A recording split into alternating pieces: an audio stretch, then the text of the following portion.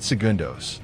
Esse era, supostamente, o tempo de vida de um artilheiro com metralhadora M60 em um confronto real.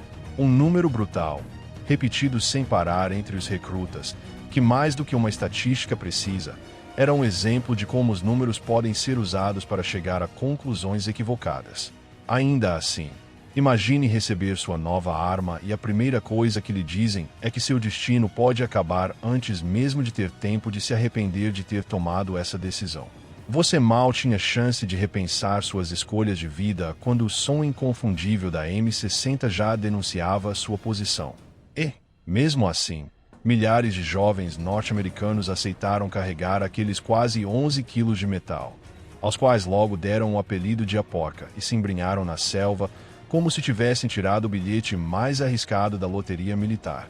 Esta é a história sombria de uma das metralhadoras mais temidas dos Estados Unidos, e claro, também a dos homens que a empunharam. E dos que estiveram diante dela. Quando a Segunda Guerra Mundial terminou, o exército norte-americano não pôde evitar olhar com certa inveja para o armamento que os alemães haviam usado. O que capturaram no campo de batalha lhes causava tanto respeito quanto admiração. E, claro, quiseram ter algo semelhante em suas próprias fileiras. Por quê? Enquanto um soldado americano precisava carregar o pesado bar, limitado a um carregador de apenas 20 balas, ou ainda mais volumoso M1919, que exigia tripé e fita de lona que facilmente se enrolava, as unidades de infantaria alemãs pareciam jogar em outra liga graças às suas MG-34 e MG-42, as primeiras metralhadoras de uso verdadeiramente geral. A diferença não era apenas que disparavam ao dobro da velocidade, literalmente transformando um inimigo em peneira em questão de segundos, mas que todo o seu conceito tático estava desenhado em torno da arma.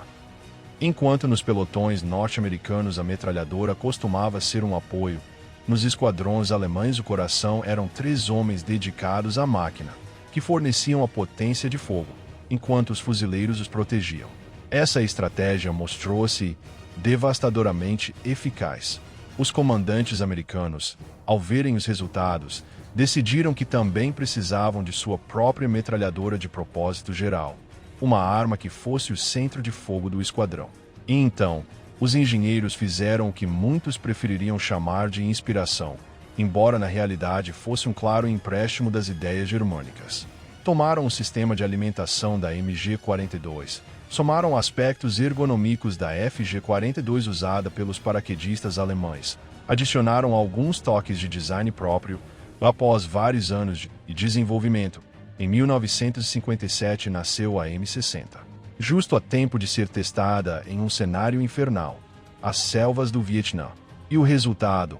Bem, não foi exatamente o sonhado. O Vietnã foi o lugar onde a M60 ficou famosa para sempre, mas também onde ficaram expostas tanto suas virtudes quanto seus defeitos mortais. Por um lado, a potência da sua munição 7,62x 51 OTAN era impressionante. Essas balas podiam atravessar a densa vegetação, claro, qualquer um que se escondesse atrás, coisa que os projéteis menores dos fuzis M16 nem sempre conseguiam. Mas tamanho poder tinha um custo elevado, e esse preço era, literalmente, o peso.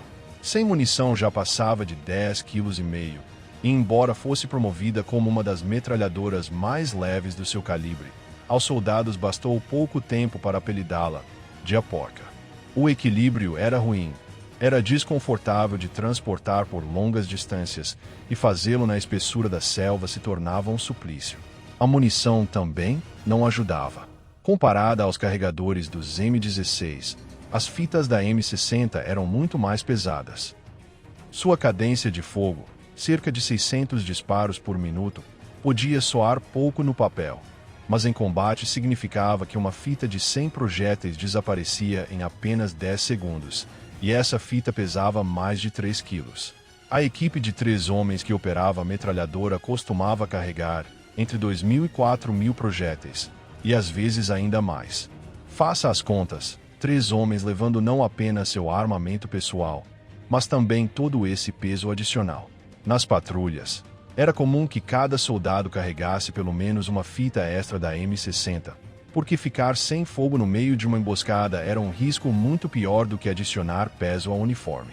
E quando começavam os tiroteios, ninguém reclamava de estar sobrecarregado. Os confrontos podiam durar horas inteiras, e isso obrigava a usar o dedo com disciplina. Não se podia desperdiçar munição. A cada 5 balas havia uma traçante, útil para guiar os disparos do artilheiro, mas também para denunciar sua posição exata ao inimigo, como se faltasse algo mais para transformá-lo em alvo prioritário. A equipe da M60 era formada por 3 homens. O artilheiro, que carregava a arma junto com pelo menos uma fita pronta para disparar. O assistente, que levava um cano de reposição, às vezes o tripé e mais munição. E por último, o portador de munição, o famoso mula, que tinha a tarefa mais ingrata, mas absolutamente crucial. As típicas fotos de soldados ao estilo Rambo, com as fitas cruzadas como se fossem ponchos de munição, costumavam ser de unidades inexperientes. Os veteranos já sabiam que essas exibições eram uma receita para o desastre. As fitas expostas se enchiam de barro, galhos ou pedras. Em combate, isso significava engasgos fatais. Os que aprenderam a força preferiam carregar a munição em bolsas de claymore ou em recipientes improvisados para mantê-la limpa. Alguns soldados improvisavam unindo várias fitas e colocando-as em mochilas adaptadas, até mesmo em rádios antigos, de onde podiam alimentar a arma através de um conduto flexível improvisado. Assim conseguiam disparar centenas de projéteis seguidos sem ter que recarregar de imediato. Mas, embora a carga e o peso fossem problemas, não eram os mais graves.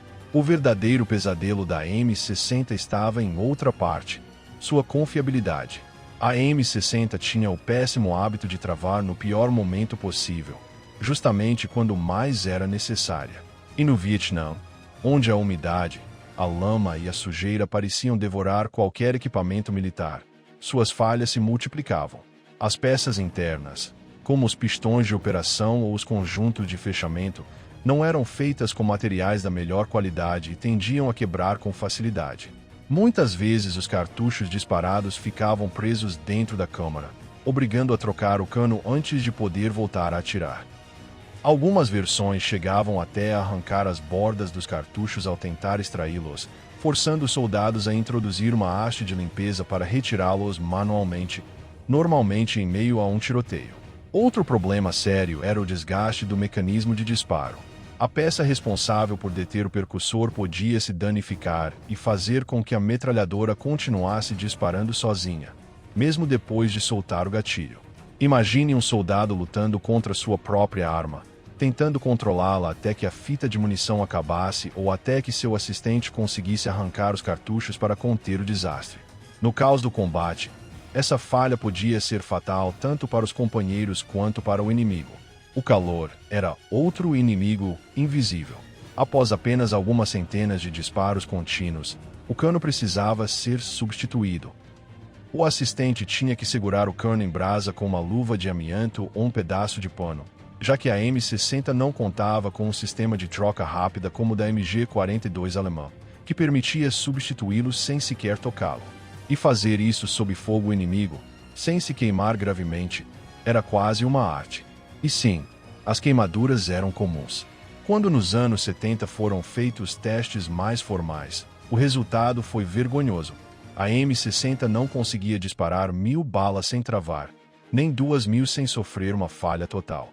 O próprio fabricante tentou protestar, mas se deparou com um detalhe comprometedor.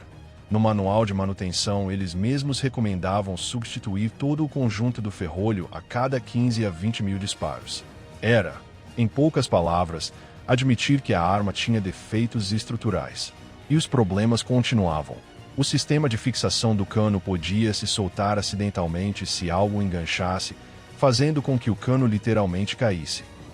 Nos modelos posteriores, isso foi substituído por um botão mais seguro, mas no Vietnã nem sempre estava disponível.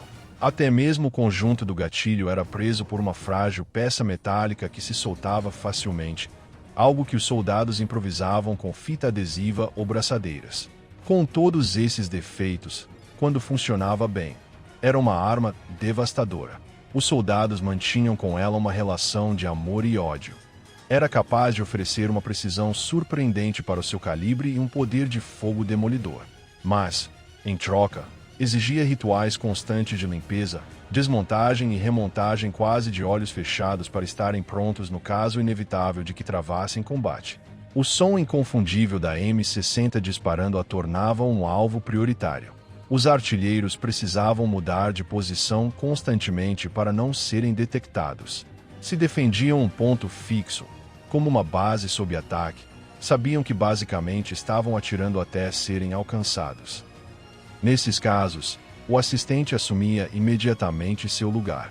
Para o Vietcong e o exército norte-vietnamita, os operadores da M60 eram sempre os primeiros alvos, seguidos pelos radiooperadores ou exploradores. Isso explica por que os Gunners da M60 tinham uma das maiores taxas de baixas de todo o conflito. E se já carregar a M60 na selva era uma sentença perigosa, fazê-lo de um helicóptero era ainda pior. Montada nos Huey ou em barcos de patrulha, a metralhadora se tornou a arma principal dos famosos Gunners, os artilheiros de porta. Esses homens atiravam completamente expostos das laterais abertas do helicóptero, confiando apenas em seu fogo como única forma de proteção. Aprendiam a calcular disparos adiantado, compensar o movimento da aeronave e localizar o inimigo escondido na vegetação, tudo enquanto voavam em alta velocidade e sob fogo inimigo. O risco era altíssimo. Quase metade dos helicópteros enviados ao Vietnã foi abatida, e os artilheiros estavam sempre entre os primeiros a serem atingidos durante um pouso sob fogo. Além disso, a M60 ganhou nesse papel uma reputação polêmica. Não foram poucos os casos em que foi usada contra civis, às vezes por erro, às vezes não. A arma foi modificada em inúmeras versões, até mesmo de forma improvisada pelos próprios soldados. Em patrulhas de reconhecimento de longo alcance, alguns cortavam o cano e a coronha para reduzir peso e tamanho, disparando-a até mesmo sem miras. Embora fosse arriscado, esse truque tinha um efeito colateral útil. Por soar mais alto e mostrar um clarão enorme, podia fazer o inimigo acreditar que estava enfrentando um grupo muito mais numeroso. Com o tempo, a M60 deixou de ser apenas uma arma. Transformou-se em um símbolo. Os filmes de Hollywood, de Rambo a Platão ou Nascido para Matar, transformaram a imagem do soldado carregando a M60 e suas intermináveis fitas de munição em um ícone visual da Guerra do Vietnã. Uma metralhadora tão odiada quanto venerada, que apesar de suas falhas e limitações, marcou para sempre a memória daqueles que a usaram e dos que tiveram o azar de estar em seu caminho.